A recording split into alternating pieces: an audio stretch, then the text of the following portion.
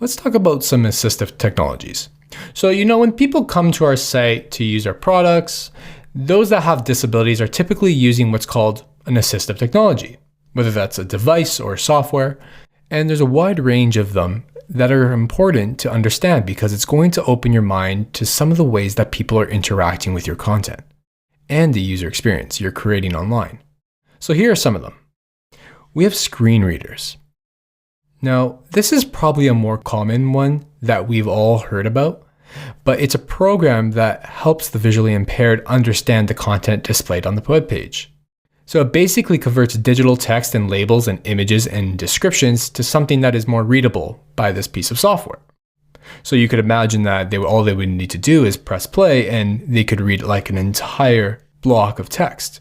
They could read entire web pages.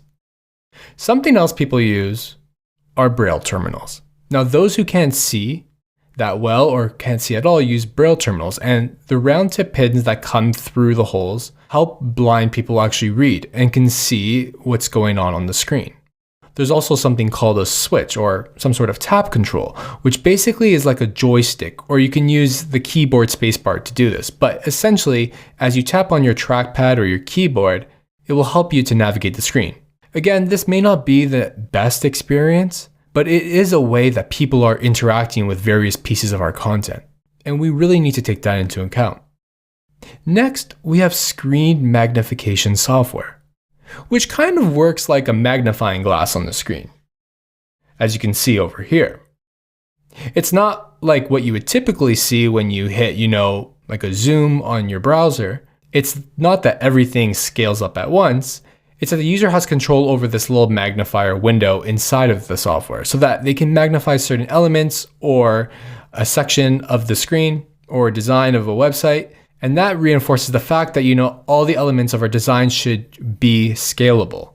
So you can see over here, he has this section actually magnified so he can read it easily.